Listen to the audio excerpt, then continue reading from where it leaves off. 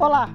Hoje no mundo político, os desafios da agenda do governo Zema na Assembleia há poucas semanas do recesso parlamentar.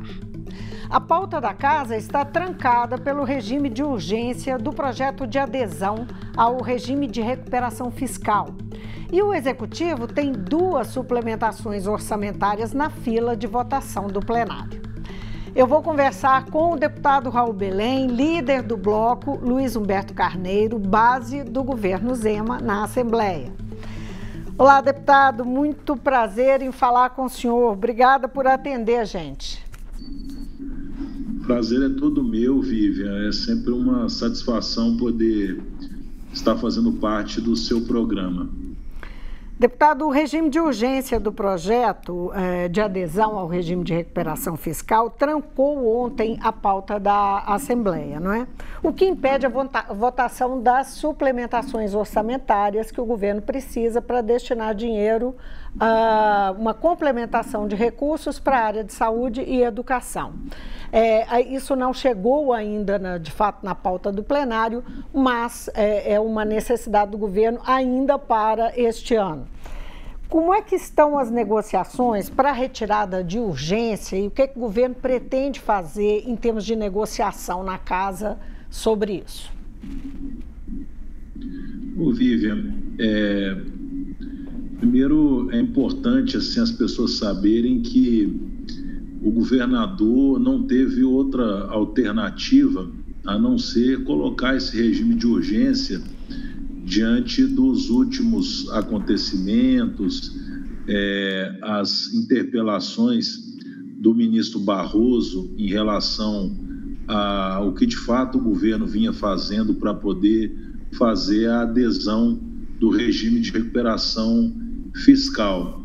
É claro que no Legislativo, né, na Assembleia de Minas, não é ideal que nós caminhamos com pautas com urgência, né, onde muda todo o rito de encaminhamento dos projetos na casa. Mas não teve outra alternativa, né, o governador fez a parte dele e agora, como você falou, na última terça, a pauta está trancada por causa do regime e nós temos a necessidade de aprovar essas suplementações.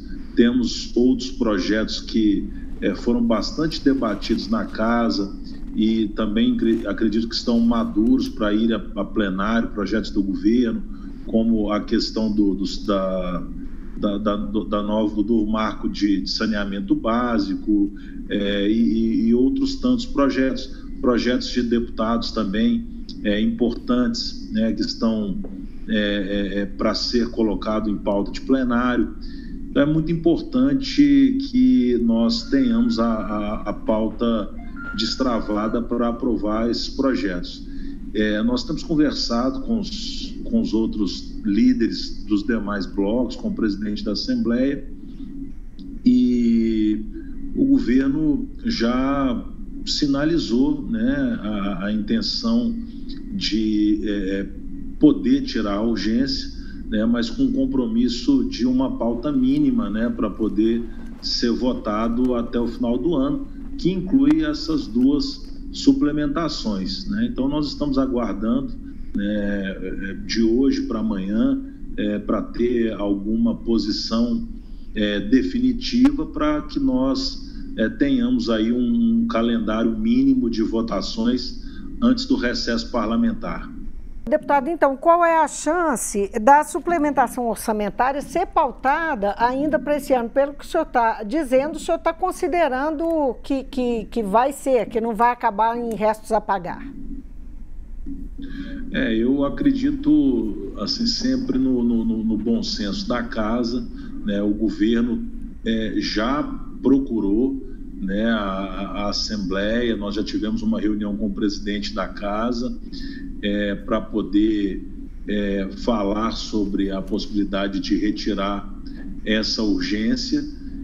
A gente sabe que o ideal e o mais natural, né, não tem nenhuma dificuldade em se votar uma suplementação. É um projeto extremamente comum a qualquer governo, né? Então, a gente entende que não existirá qualquer tipo de dificuldades para isso, né? Então, assim, acredito que falta alguns pequenos ajustes, né? Entendimentos com os demais líderes dos outros blocos, para que nós possamos ter aí uma retirada, né, dessa urgência, nem que seja por um curto prazo, por um curto período, porque, como eu falei anteriormente, é um projeto da recuperação fiscal que é extremamente importante, né, para o Estado, né, nesse momento, especialmente que nós estamos sendo pressionados aí na iminência até mesmo de vermos essa liminar que tem segurado o governo de pagar essa dívida federal, que se ela cair, o governo com certeza será afetado e muita gente será afetada com isso. A preocupação de um desembolso aí de quase 30 bilhões, não é?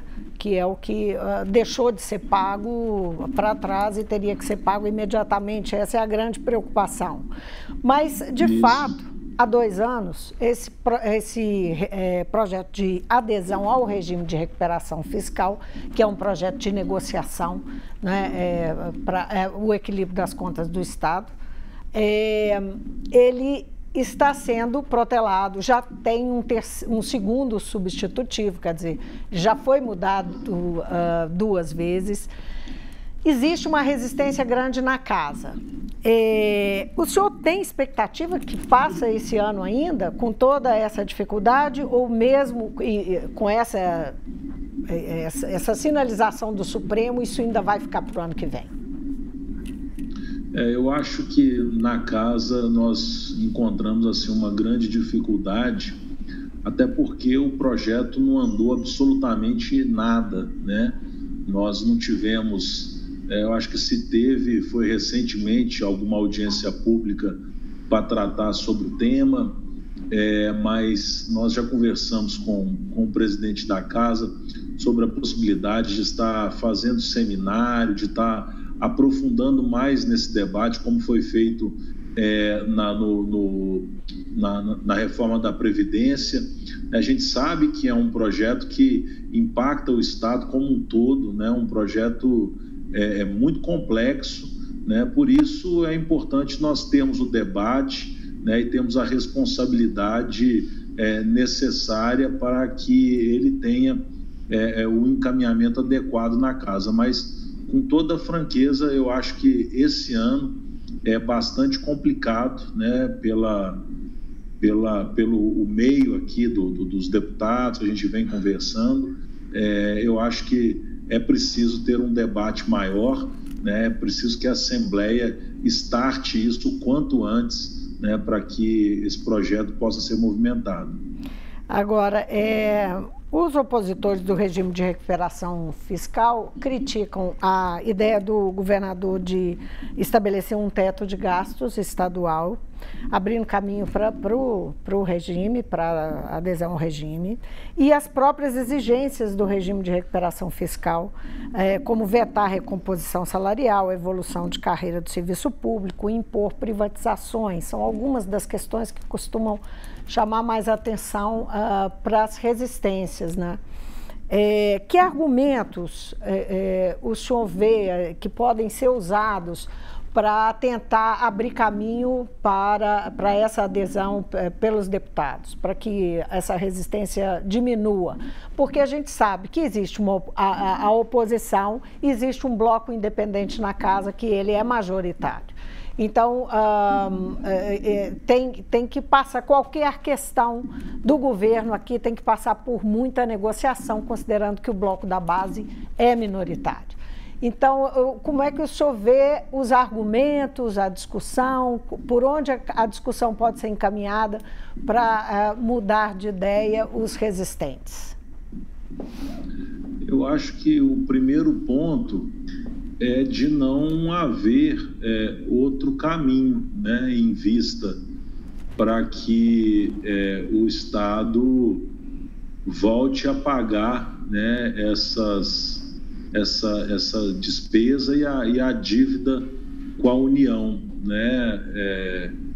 É uma dívida que existe, está aí, não está sendo paga por uma liminar, mas que pode cair a qualquer momento, né? Então, assim, nós estamos diante de um único caminho, né? Eu não vi ninguém falar em outro caminho, né? Até mesmo a oposição falar, olha, nós poderíamos resolver essa questão da dívida de outra maneira.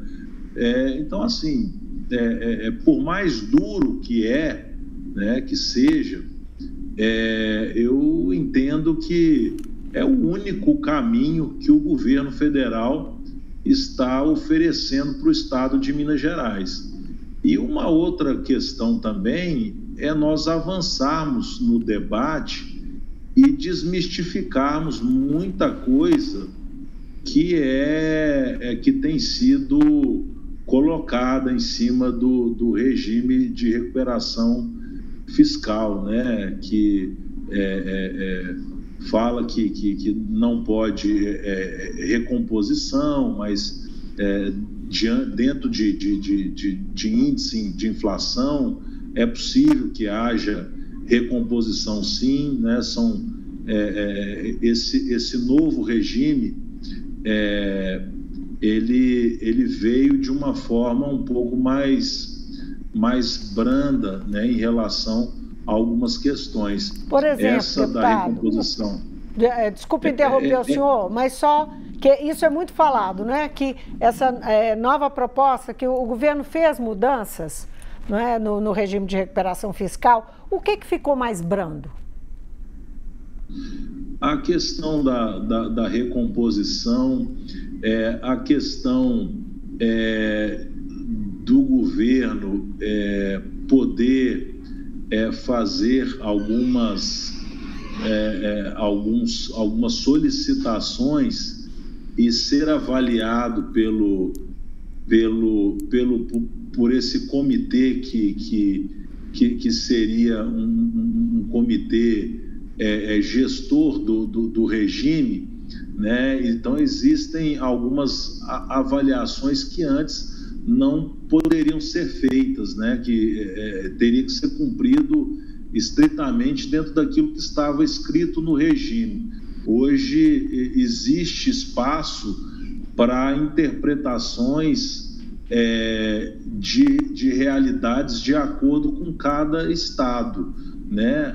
Apesar que são coisas muito complexas e assim que o debate com certeza se estenderá bastante, né? Mas alguns pontos, né, foram melhorados, foram flexibilizados, né? E um dos pontos é esse da questão da recomposição, né, de salário conforme as perdas inflacionárias, também da questão de se fazer concurso público para se repor pessoas que foram aposentadas. Então, de cabeça agora, Vivian, são dois pontos que eu me recordo que foram flexibilizados e são pontos muito polêmicos de debates, porque impactam diretamente com a vida do servidor público. O senhor mencionou o comitê gestor, não é? Que daria onde poderiam ser levadas algumas demandas para negociação e tal. Uma das críticas que se faz é que o Estado, o regime de recuperação fiscal, aí não é Minas Gerais, mas é qualquer Estado que aceitar ou aderir ao regime de recuperação fiscal, sofre uma ingerência, não é? Perde autonomia. Em que medida isso acontece do seu ponto de vista? O governo do Estado está preocupado com isso? Com essa perda de autonomia? Ficar dependendo de um comitê gestor para tomar decisões? O governo do Estado, nas nas apresentações que nós tivemos, feita pelo secretário Gustavo Barbosa, se demonstra muito tranquilo em relação a essa não perda de autonomia por parte do Estado. Esse comitê gestor, pelo que nos foi apresentado, o entendimento que eu tive, ele seria mais um fiscalizador para que o regime pudesse ser cumprido, né?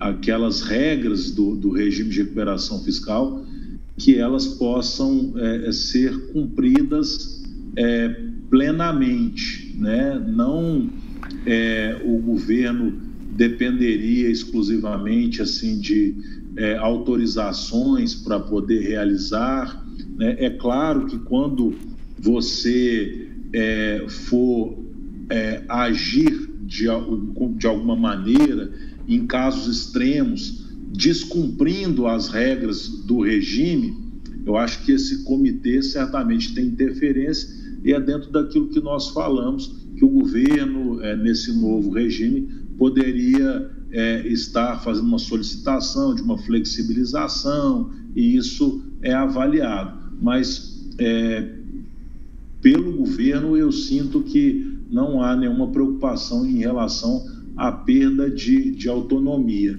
né? O que existe mais, né, é um cumprimento, né, uma fiscalização no cumprimento desse regime, para que não aconteça como aconteceu no Rio de Janeiro, que no primeiro momento que aderiu o regime não cumpriu absolutamente nada, né? Então acabou virando aí uma situação que foi para inglês ver, né? Aprovou o regime, mas as coisas continuaram exatamente como eram no passado. Agora, deputado, tem um projeto polêmico, não é? Voltando àquela questão da fila de votação, né, do plenário e da questão da urgência e tal. Tem um projeto polêmico que muda o traçado do Monumento Natural da Serra da Moeda. Esse projeto está sendo questionado, ele está pronto para ir à votação em primeiro turno, mas os opositores denunciam o interesse de exploração mineral. O senhor acha que esse projeto avança e como é que ele pode mexer aí com essa fila de votação? Ô, Vivian, eu acompanhei assim, bem à distância essa polêmica envolvendo a Serra da Moeda, mas eu te confesso que eu sei muito pouco sobre o assunto, né? Porque não é minha região, a minha região praticamente nós não temos exploração minerária, e o governo também pouco se posicionou, né? Ou praticamente não se posicionou nada. Então a base também não tem. Desculpe, então a base também não tem uma posição sobre esse... Como bloco, não tem? Não, hoje o nosso bloco não tem nenhuma orientação, né, em relação à questão desse projeto da Serra da Moeda. E o que eu sei é muito pouco, é o que tem se tratado na mídia, né, em relação aos defensores da preservação, né, da Serra da Moeda, da não exploração minerária naquele local, mas nós iremos aprofundar mais, porque com certeza é um projeto que já está pronto para votação e ele entrará em plenário muito, muito em breve, né? Ele não é um projeto do governador, mas voltando à pauta, o nosso objetivo aqui principal, que é discutir a pauta do governo, isso nos remete a uma questão da relação do governo Zema com a Assembleia, que desde o princípio, desde o início do mandato dele, foi uma relação difícil, marcada por muitos momentos que isso ficou um pouco mais agudo, em alguns momentos mais tranquilo, mas sempre foi uma relação marcada pela dificuldade. O governador, ele é criticado pela oposição e por integrantes do bloco independente por não respeitar os deputados e não buscar o caminho da negociação, e sim o da pressão, que a regra tem sido para tentar fazer andar a pauta dele na casa, conseguir fazer isso na forma da pressão e não da negociação.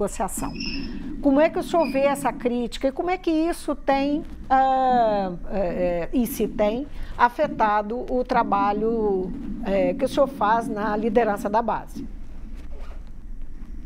Vivian, eu vejo com uma certa normalidade, até porque, assim, se você for analisar as composições, tanto de governo quanto de assembleia, dos últimos anos, né, sempre existe essa questão, né, de governo pressionar a assembleia.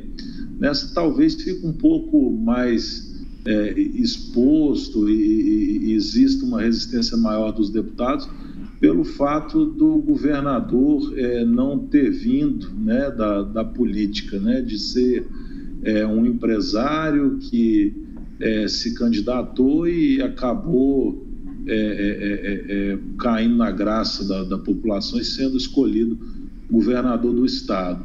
Mas eu vejo boa vontade no governador Romeu Zema, tento transmitir isso aos nossos companheiros de assembleia. Não tem sido fácil, né? Existe em alguns momentos que essa confiança vinha sendo construída e ela foi quebrada em alguns momentos, né? Naquela questão do acordo da Vale. Agora, dia a dia para a gente poder, né, tanto reconquistar a confiança desses deputados que são mais resistentes, né, com o governo, né, pelo menos que nós entendamos que é preciso nós caminharmos com as pautas, por mais que existam posições contrárias. Eu acho que os projetos têm que ser resolvidos em plenário, né?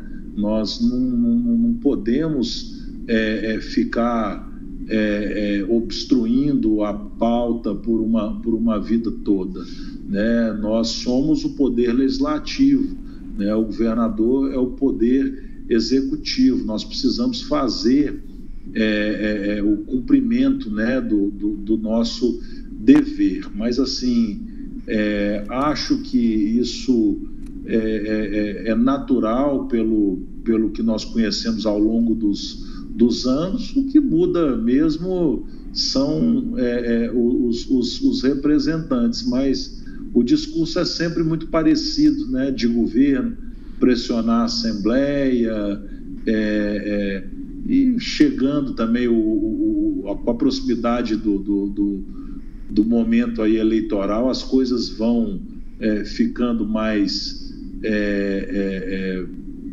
difíceis, né, de serem tratadas, mas nós vamos fazendo o que podemos aqui, sempre falando a verdade, sempre gerando uma relação de confiança com os demais deputados, com os demais líderes, buscando sempre o melhor, né, para o estado de Minas Gerais. Deputado, em que pese que tem ainda 3 semanas pela frente, mais ou menos 3 semanas pela frente de trabalhos na casa, não é?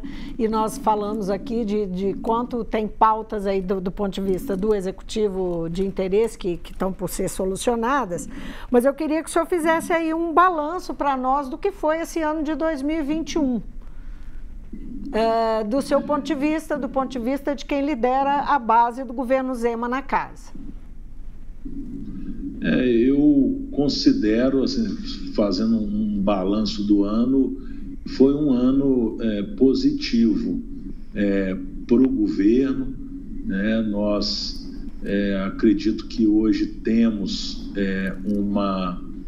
uma base consolidada ou se consolidando a cada dia, né? Isso foi demonstrado em algumas votações que tivemos em relação a vetos, né, do governador, né, com exceção da questão do transporte, né, que foi uma situação assim que...